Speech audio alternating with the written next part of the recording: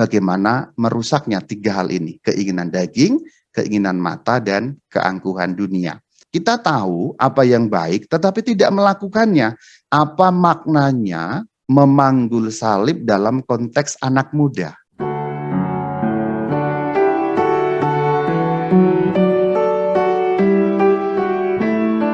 Inilah ayat emas kita, 1 Yohanes 2 ayat ke-16.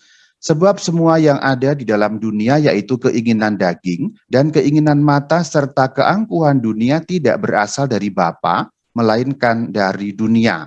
Ada tiga hal kalau kita dalami di situ. Ada keinginan daging, kemudian keinginan mata, kemudian keangkuhan dunia. Ini sangat cocok dengan anak muda hari-hari ini. Kita harus ingat bahwa berjuang itu sesuatu yang sangat alkitabiah. Ada landasannya di dalam Alkitab. Kalau kita lihat Injil Lukas 13:24, Sang Kristus mengatakan kepada kita, berjuanglah untuk masuk melalui pintu yang sempit. Ini mengenai keselamatan untuk masuk ke dalam kerajaan surga. Nah, dalam konteks yang lain, dalam 2 Korintus 10 ayat ketiga, Rasul Paulus juga mengingatkan kita bahwa di dunia ini kita masih berjuang, tetapi secara bukan duniawi. Dikatakan, kami masih hidup di dunia, tetapi berjuang tidak secara duniawi. Yuk kita lihat dalam level pesulan seperti apa.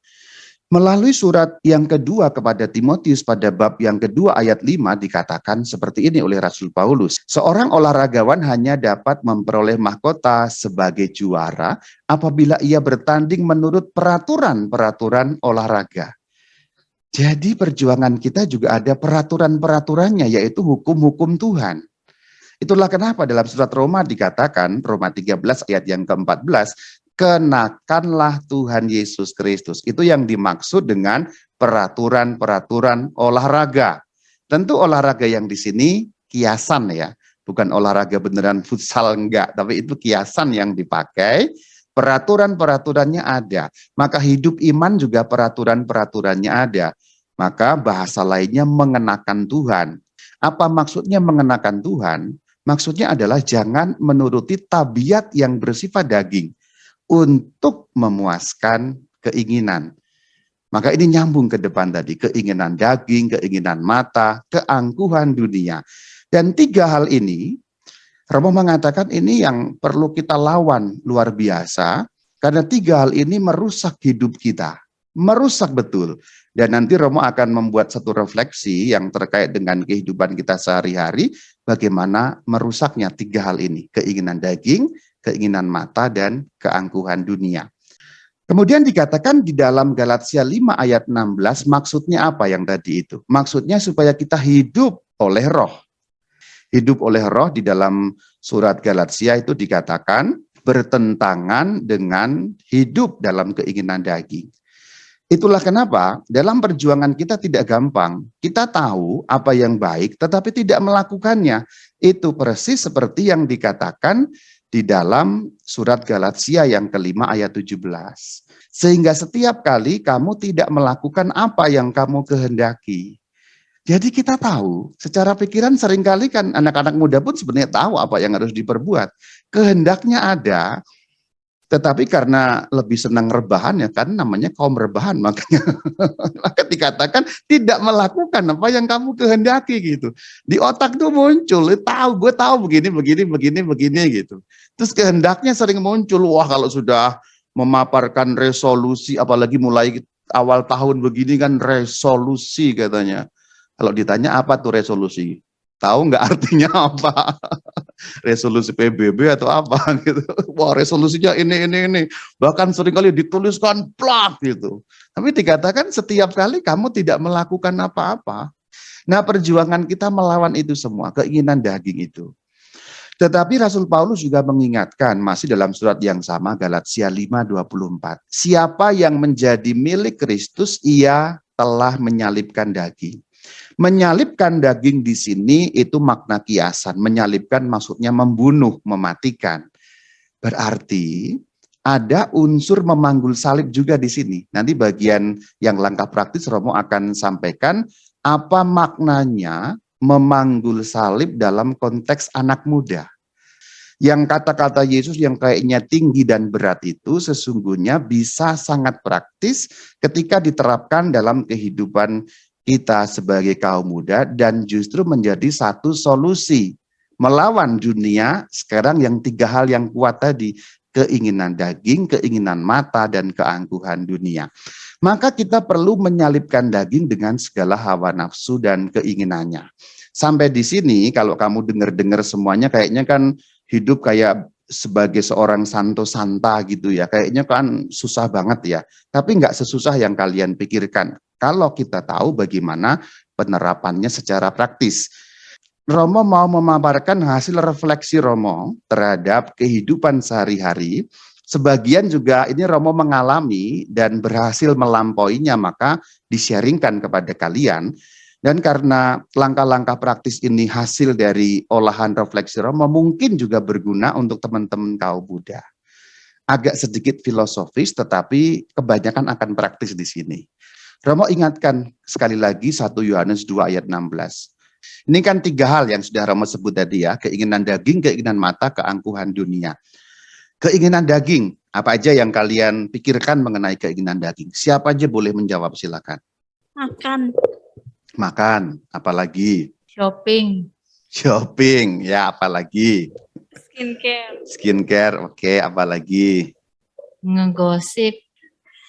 Rebahan. Rebahan, apalagi? Dolan-dolan. Jalan-jalan, oke. Oke, sekarang keinginan mata. Apa tuh keinginan mata? Drakor. Oke, apalagi keinginan mata apa yang kalian pikirkan? Julitin orang. Julitin orang, oke. Apalagi keinginan mata? Shopping. Shopping. Belanja. Emang shopping cuman mata? Ya, Bu, tapi mata juga sih ya. Instagram. Instagram, itu yang belum disebut, padahal yang paling penting di dunia ini. Nomor 1 Instagram, nomor 2 Tuhan kan, karena Instagram itu di atasnya Tuhan, biasanya kan gitu. Apalagi? Ada satu yang belum disebut loh, pornografi. Langsung pada merah nih mukanya nih. Langsung pada merah mukanya. Ada satu yang belum disebut, keinginan mata itu pornografi. Keangkuhan hidup apa yang kalian pikirkan? Ini sekarang makin fenomen mengenai keangkuhan hidup ini makin mengejala ya, flexing ya. Pamer-pamer itu loh. Ini makin mengejala di dunia sekarang ini. Apapun bentuknya ya, oleh artis dan bukan oleh artis ya. Juga dengan Instagram, dengan segala macam. Ini makin menggejala dan makin menjadi biasa. Tapi apakah itu sesuatu yang oke untuk kehidupan kita? Belum tentu. Dan di sini sebenarnya 1 Yohanes 2 ayat 16 sudah mengingatkan bagi kita. Kita hidup di tahun 2000-an atau 2020-an, tetapi ayat Alkitab sudah memberitahu kepada kita perkara-perkara yang hari-hari ini kita hadapi. Oh ya, catatan, sekarang ada catatan penafsiran supaya kalian paham maksudnya apa. Kalau surat Yohanes atau Injil Yohanes atau kitab Wahyu, pokoknya kitab-kitab yang ditulis oleh Rasul Yohanes memakai kata dunia, itu yang dimaksud sebenarnya bukan netral dunia ini, tetapi diperlawankan dengan Allah atau dengan Bapa. Maksudnya kata dunia itu dipakai secara peyoratif. Maksudnya apa sih? Kata dunia yang dipakai bukan berarti hanya alam dunia ini, tetapi maksudnya hal-hal yang buruk yang ada di dalam dunia. Itu penjelasan tafsirannya supaya kalian paham kalau dikatakan keinginan daging, keinginan mata, dan keangkuhan hidup dari dunia, maka penafsirannya harus kita katakan keinginan daging yang menjerumuskan kita jauh dari Bapa. Itu maksudnya begitu. Jadi kalau sejauh cuman kayak skincare apa tadi ya nggak apa-apa juga kan, biar mulus-mulus dikit. Kalau kamu mulus kan jadi pede gitu. Jadi penafsirannya perlu ke arah itu karena ada kata berasal dari dunia, maksudnya adalah keinginan daging, mata, keangkuhan yang menjauhkan kita dari Bapa. Maka kamu nanti refleksi sendiri apa yang menjauhkan kita semua dari Bapa. Ini menggejala dan ini menjadi problem yang parah bagi kita. Dan ini kita berjuang melawan ini karena ini musuh kontemporer. Kalau kamu lihat kontemporer itu zaman now, masa kini. Biar kata-katanya rada keren, kontemporer gitulah. Jadi kita berjuang melawan ketiganya ini karena ini musuh zaman sekarang, musuh kontemporer. Tetapi ada problem dalam level personal kita kalau mau melakukan itu, yang sudah diingatkan dalam surat Roma 7 ayat 18. Dikatakan, menghendaki yang baik memang ada padaku. Maksudnya, kalimatnya kalau diperjelas, aku menghendaki yang baik. Tetapi melakukan apa yang baik tidak. Maksudnya adalah kalau kalimatnya dibuat dengan parafrase yang lebih baik sesuai dengan bahasa Indonesia yang baik dan benar, jadinya begini, aku menghendaki yang baik tetapi tidak melakukan yang baik. Seperti bagian awal tadi itu. Ini problem kita kan sebenarnya. Kita ini sudah berniat bikin resolusi, sudah fighting. Tapi ujung-ujungnya cuman gitu. Itu kita kebanyakan. Romo bukan menunjuk kamu loh, kita loh. Kita berarti gue juga termasuk gitu. Yang ngomong juga termasuk. Ini problem kita semua. Bahkan bukan hanya problem kita semua, juga problemnya Rasul Paulus. Surat Roma kan yang nulis Rasul Paulus. Jadi di sini secara tidak langsung Rasul Paulus mengakui, aku menghendaki yang baik tetapi tidak selalu atau tidak selalu bisa melakukan apa yang baik itu. Keinginan daging, keinginan mata, dan keangkuhan hidup. Masalahnya adalah ketiga hal ini menggerakkan hidup kita sekarang. Itu problem besarnya di situ. Yang memotivasi kita untuk melakukan sesuatu, tiga hal ini. Yang memberikan daya, semangat, kekuatan untuk kita melakukan sesuatu, tiga hal ini. Nah, untuk melawan ketiganya itu, yang pertama tipsnya atau langkah yang praktisnya adalah keteraturan. Kalau kita membaca dalam Alkitab, kita tahu bahwa Allah kita adalah Allah keteraturan karena menciptakan dunia yang teratur. Contoh dalam kitab Amsal 30 ayat 27.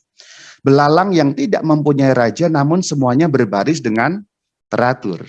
Ayub 28 ayat 25 nih. Ketika ia menetapkan kekuatan angin dan mengatur banyaknya air. Ini menggambarkan bagaimana Tuhan mengatur dunia dengan segala macam keteraturan. Maka ada hukum alam dibuat oleh Tuhan, dikatakan dalam kitab Kejadian 8:22. Kalau kita lihat Mazmur 74 juga begitu, dikatakan engkaulah itu Tuhan yang menetapkan segala batas bumi, musim kemarau, musim hujan, engkaulah yang membuatnya dengan segala keteraturan. Kalau menggunakan bahasa kitab Kejadian bagian paling awal dikatakan Tuhan menciptakan segala yang ada di dunia ini teratur sungguh amat baik. Itulah kenapa Allah kita disebut Allah keteraturan. Itulah kenapa dunia itu sering disebut kosmos. Ilmunya kan kosmologi. Kosmos itu bahasa Yunani yang artinya teratur. Jadi kata kosmos punya dua makna. Teratur, keteraturan, dan dunia. Maksudnya apa? Karena dunia ini teratur maka disebut kosmos. Orang Yunani kuno menyebut dunia dengan segala hukum-hukum yang teratur dengan sebutan kosmos. Chaos itu ketidakteraturan, disorder. Kosmos itu order. Maka cara kita melawan keinginan daging, mata, dan keangkuhan dunia tadi dengan keteraturan. Ini yang di kalangan kaum muda kacau balau. Keteraturan ini yang kacau balau. Apakah yang ngomong pernah mengalami juga? Iya, pernah. Karena gue pernah muda juga kan, jadi pernah mengalami. Sekarang tinggal sharingnya aja. Dan sekarang kalian lebih berat, karena dunia yang makin berkembang, dunia yang makin canggih, membuat keteraturan menjadi sulit untuk dilaksanakan. Maka karena dunia itu keteraturan, kebaikan sama dengan irama keteraturan. Dan kebahagiaan, kebaikan kan situasi di luar kita. Kalau kebahagiaan itu sesuatu yang di dalam jiwa kita. Maka kebahagiaan sebenarnya caranya mengikuti irama keteraturan. Maka kalau hidup kamu tidak teratur, boleh dikatakan kamu akan mengalami ketidakbahagiaan. Justru karena manusia diciptakan dalam bentuk keteraturan. Dikatakan yang diciptakan Tuhan sungguh amat baik. Semua itu teratur. Ritme alam itu teratur. Romo bisa membuktikan kata-kata ini dengan contoh yang sangat praktis. Nah, keteraturan di dalam bahasa sekarang kan itu ada irama sirkadian. Nanti kamu kalau yang belum tahu circadian rhythm ini, kamu searching maksudnya apa? Tubuh kita dibikin oleh Tuhan by default itu dengan irama tertentu yang teratur. Jadi tubuh kita tidak kompatibel kalau dipakai dengan tidak teratur. Itu maksudnya. Jadi kalau kamu mengalami galau itu sebabnya apa sih? Hidup tidak teratur. Pasti galau. Karena melawan apa yang Tuhan ciptakan, yaitu keteraturan. Simpelnya adalah, Setting awalnya manusia itu memang keteraturan. Ada iramanya 24 jam itu. Buktinya apa? Kalau tidak teratur menjadi galau, buktinya adalah jet lag. Tubuh manusia dibuat teratur. Kalau kamu pernah terbang dengan jarak yang sekian jam penerbangan, lalu kamu melewati garis waktu, itu membuat irama biologis yang ada dalam dirimu menjadi tidak teratur. Dan orang jet lag itu memang rasanya setengah mati. Tidak hanya soal fisik, moodnya juga nggak bagus. Jadi kalau kita ngomong tentang galau, tentang gelisah, tentang cemas, tentang kekhawatiran, tentang ketidakpastian, itu semua kan bicara tentang mood. Ya. Mood. Ya. Anak-anak muda ini sering bicara tentang mood. Yang diomongin cuma moodnya terus gitu. Pikirannya jarang dipakai. Yang dipakai cuma moodnya. Gitu. Moodnya bagus, moodnya nggak, galau dan garing. Cuman gitu-gitu ya. Ini bukti bahwa manusia diciptakan setting defaultnya adalah keteraturan. Jadi kalau kita mau bisa melawan keinginan daging, keinginan mata, dan keinginan keangkuhan dunia, kuncinya mengikuti keteraturan. Praktisnya apa, Romo? Praktisnya begini. Hidup kita yang alamiah teratur itu, kita kembali ke zaman kuno ya. Zaman kuno nggak ada listrik, nggak ada internet. Jadi hidup manusia teratur. Simpelnya, begitu mulai malam orang nggak bisa kerja. Lu bayangkan belum ada listrik zaman kuno, 1800-an, 1900-an. Orang nggak bisa kerja. Maka begitu malam orang tidur. Ritmenya memang begitu. Tapi begitu listrik ditemukan, keteraturan alamiah ditantang. Dan begitu kita lahir kan sudah ada listrik. Berarti kita hidup di dunia yang kontra dengan keteraturan. Itulah repotnya kita. Belum lagi nanti munculnya internet. Contoh simpelnya begini. Orang-orang zaman kuno nggak bisa kerja malam-malam. Maksudnya adalah orang zaman kuno nggak mungkin menabrak keteraturan. Hidupnya orang zaman kuno itu pasti teratur. Tapi dengan adanya listrik, hidup kita menjadi memungkinkan untuk tidak teratur. Karena dengan adanya listrik, penerangan malam hari ada, sehingga orang bisa melawan hukum alam. Gelap harusnya tidur, gelap harusnya istirahat, tetapi dengan adanya listrik, gelap bisa dibuat terang. Maka bisa bekerja, artinya melawan keteraturan. Belum lagi internet sekarang. Lebih ngeri lagi, dan internet memang basisnya kan listrik ya, tanpa listrik semuanya mati. Yang kita lagi ngomong ini semuanya juga mati, karena basisnya listrik dulu, baru kemudian ada internet. Internet memungkinkan kita bisa berbuat apapun. Ini problem-problem. Jadi listrik dan internet itu sumber masalah sebenarnya. Tetapi Romo memang tidak memungkiri listrik dan internet, ada banyak kebaikan yang ditimbulkan adanya listrik dan internet. Tetapi kalau kita refleksi dengan lebih jauh, itu kontra keteraturan. Itu semua membuat manusia zaman now menjadi sangat mudah galau, sangat mudah cemas, sangat mudah khawatir. Coba lihat diri kamu. Berapa kali dalam sebulan kamu mengalami cemas, mengalami khawatir, mengalami galau yang nggak jelas juntrungannya. Romo kok bisa ngomong begitu? Gue ngalami juga waktu muda. Bahkan waktu itu internetnya belum secanggih kalian zaman sekarang. Sekarang kalian pakai Instagram. Waktu Romo seumuran kalian, Romo pakainya Friendster gitu. Udah mati sekarang Friendster, kamu nggak tahu lagi gitu. Untuk zaman yang belum secanggih sekarang itu pun dampaknya sudah demikian gitu. Facebook itu udah canggih waktu itu. Waktu itu Facebook udah canggih. Sekarang Facebook yang dipakai, yang pakai hanya om Facebook gitu kan, orang-orang tua gitu kalau Facebook sekarang. Dulu udah canggih ya. Nah, Romo mengalami zamannya Friendster, sudah ada internet, bagian cemen lah. Tetapi itu pun sudah sanggup kontra keteraturan. Lihat aja kalian ya. Lihat aja kehidupan kalian. Sering moodnya berubah nggak? Sering moodnya itu nggak bagus gitu. Maka muka-muka seperti ini sangat mudah kita jumpai dalam kehidupan sehari-hari. Justru karena listrik dan internet yang sebenarnya bertujuan meningkatkan taraf hidup manusia. Ini paradoks modern itu begitu. Semua hal yang digunakan untuk meningkatkan taraf hidup manusia ternyata berbalik menyerang kita dan menggerogoti kita seperti kanker bagi jiwa. Itu repotnya. Yang dulunya bertujuan untuk meningkatkan taraf hidup kita membuat ya seperti yang foto-foto Romo tampilkan ini, seperti ini gitu. Kalian mungkin sehari-hari juga mengalami cerita yang Romo tampilkan lewat foto-foto seperti ini ya. Saudara, moodnya nggak jelas gitu, pusing melulu, khawatir melulu, galau melulu, dan sebagainya. Ini belum ditambah soal-soal yang kayak percintaan, putus cinta, yang gitu-gitu. Ini baru soal kerjaan, baru soal kuliah, baru soal beberapa hal yang terkait dengan relasi, sudah seperti itu ya. Ada solusinya nggak? Ada. Solusinya ada di Injil Markus 1 ayat 35.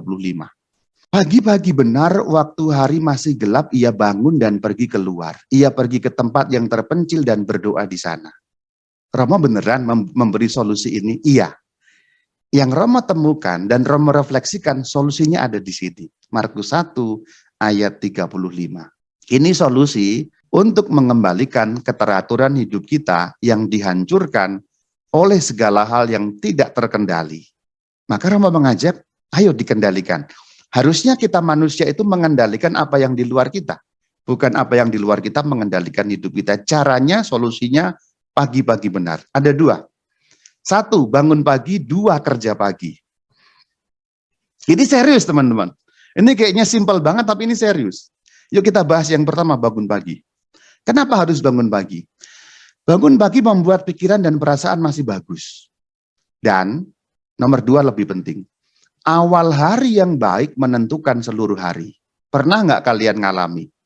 Harus kuliah jam 7 kurang seperempat baru bangun. Kemudian udah deg-degan, bangunnya nggak karuan, nggak mandi, kemudian langsung nyamber tas untuk kuliah, berangkat kuliah ternyata nabrak di tengah jalan, kemudian setelah itu masuk, nabrak pintu, kejedot pintu, kuliah juga nggak jelas.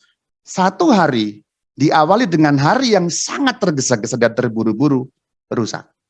Kunci hari yang bagus bagi kita adalah mood yang baik pada pagi, pikiran yang baik pada pagi, awal yang baik pada pagi.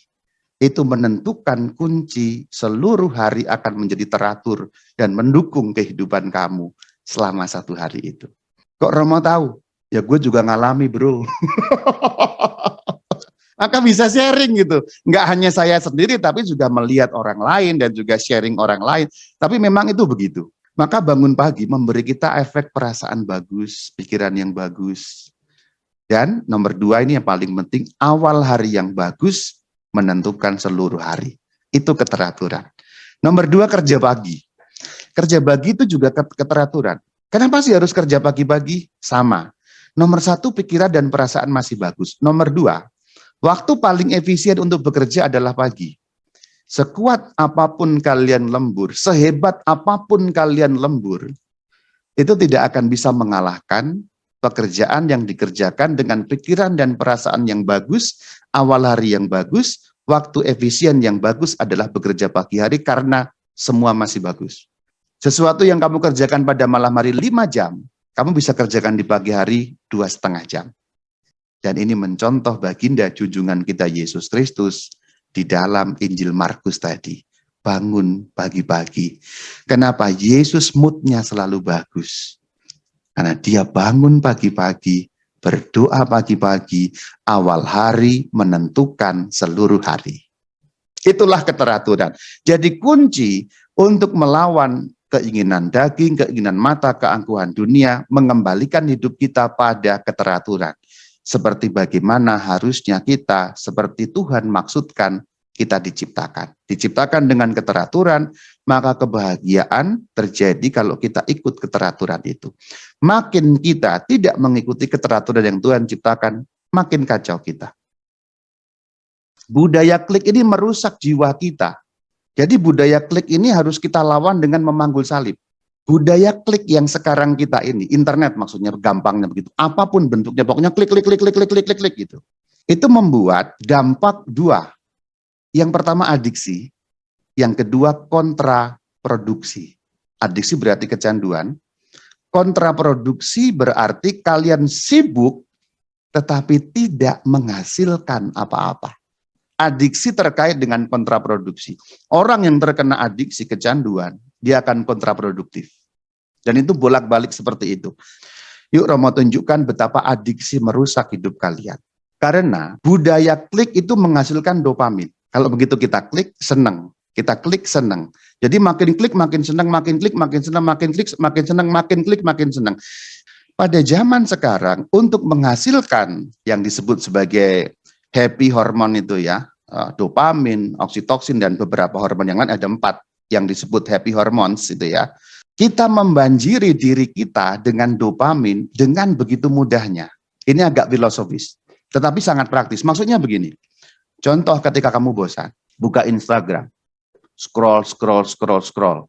Kalau yang nggak seneng, lewatin. Cari yang seneng. Setelah itu buka YouTube. Mulai bosan, buka apa lagi. Cari yang seneng. Cari yang seneng itu sebenarnya adalah mekanisme kita untuk mencari kebahagiaan, dopamin istilahnya, hormon kebahagiaan, sehingga hanya dengan klik otak kamu bahagia.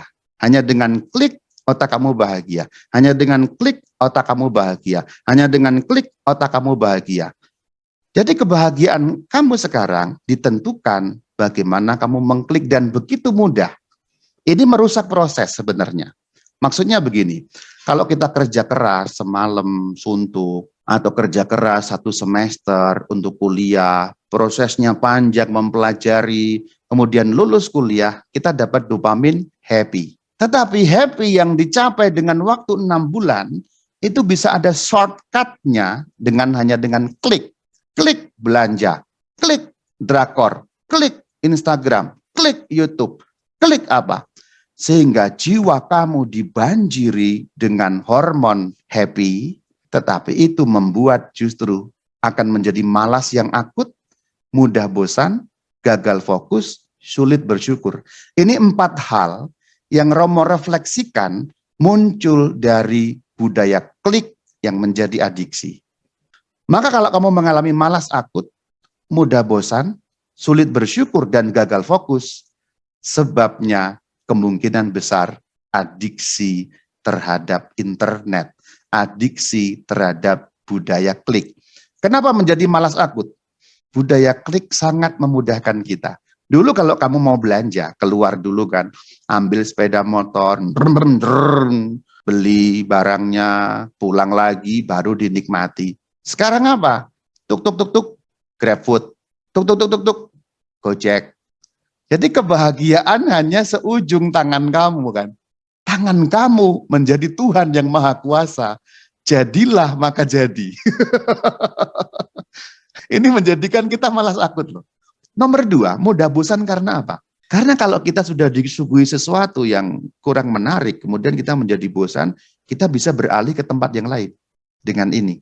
Tempat yang lain itu maksudnya mengklik yang lain gitu. Yang ketiga, gagal fokus. Kenapa? Karena otak kita menjadi pendek-pendek. Coba kalau kamu lihat YouTube, apalagi YouTube katekese. Kamu pengennya apa? Skip.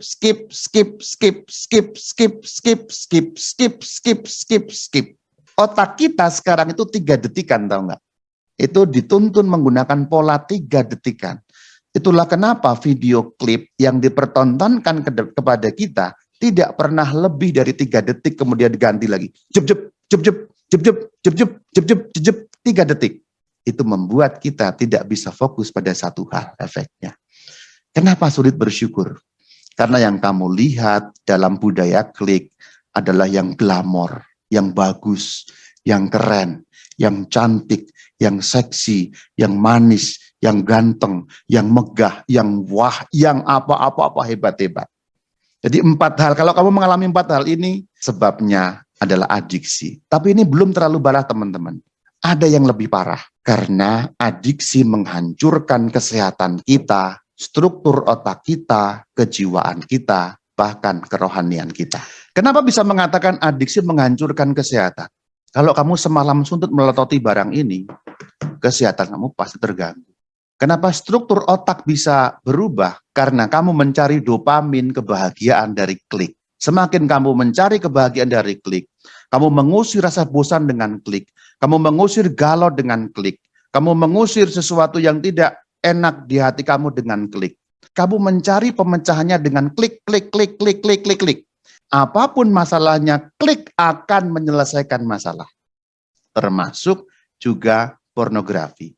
Penelitian ilmiah membuktikan pornografi merusak struktur otak. Justru karena Otak kita dibanjiri dengan hormon happy tanpa kenal batas. Padahal dunia nyata tidak seperti itu. Di dalam dunia nyata, kalau kita sedang mengalami bosan, tidak semudah itu kita mengusir kebosanan kita. Kalau kita sedang mengalami sedih, tidak semudah itu mengusir kesedihan kita. Dalam dunia nyata, kita memerlukan waktu supaya yang bosan menjadi tidak bosan, supaya yang kurang semangat menjadi termotivasi kembali. Penyelamatnya bukan klik, sama sekali bukan klik. Ini masalah bagi kita sekarang. Kita mengejar happy hormones, dopamin, oksitosin, endorfin, serotonin yang tadi Romo katakan.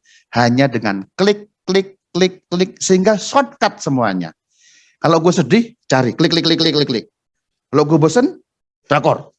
Lalu tampak sibuk, dan memang sibuk, tapi tidak pernah mengerjakan apa-apa yang berguna bagi hidup kamu. Dopamin, dopamin, klik dopamin makin meningkat, dan nanti akan makin tinggi lagi. Sebabnya adalah klik ini. Solusinya ini, jika seorang mau mengikut aku, ia harus menyangkal dirinya memikul salibnya. Maka di situ, budaya klik harus bisa kita kendalikan, yaitu dengan memanggul salib. Memanggul salib di dalam budaya anak muda adalah mampu mengendalikan budaya klik itu. Games, audiovisual, apalagi pornografi. Memanggul salib adalah menyangkal diri yang dikatakan Tuhan Yesus di dalam kerangka anak muda adalah kita mulai bisa puasa games, puasa audiovisual, puasa pornografi. Kalau kamu melakukan seperti ini, maka otakmu akan kembali pulih. Struktur otak yang rusak tadi akan kembali pulih. Sehingga hidup kita akan lebih manusiawi. Karena apa? Karena dalam kehidupan nyata, hidup kita itu memang memanggul salib. Butuh kesulitan hidup kita itu. Enggak seinstan itu cara untuk menyelesaikan persoalan. Dalam kehidupan nyata, kalau kita relasi rusak, tidak segampang kita klik, relasi beres. Kalau kita ada kekurangan uang, tidak segampang klik, lalu menjadi beres. Kalau kita nabrak dalam kehidupan kita, tidak segampang klik, lalu menjadi beres. Itulah kenapa kita perlu latihan memanggul salib. Justru karena di tengah kehidupan nyata, tidak semudah klik. Dan yang paling penting, kamu mulai bisa membuat redefinisi kebahagiaan. Kalau sebelumnya kebahagiaan kamu ditentukan oleh klik ini, lama-lama kamu akan membuat definisi ulang apa artinya kebahagiaan. Simpelnya, kalau kamu mengalami galau, biarkan kamu galau tanpa perlu disembuhkan dengan klik ini.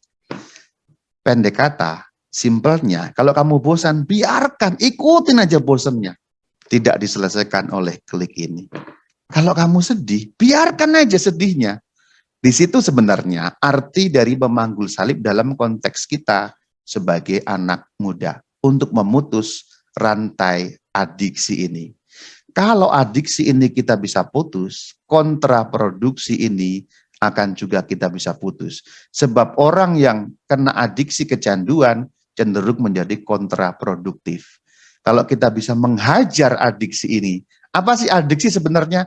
Keinginan daging, keinginan mata, keangkuhan dunia. Kembali ke awal bukan? Jadi sebenarnya Alkitab sudah bicara mengenai ini semua, keadaan dunia kita sekarang. Lalu kontraproduktif akan dihapuskan dan hidup kita akan menjadi lebih produktif. Kalau lebih produktif kita akan menjadi lebih bahagia. Tapi kebahagiaan yang Romo maksudkan sudah hasil definisi ulang.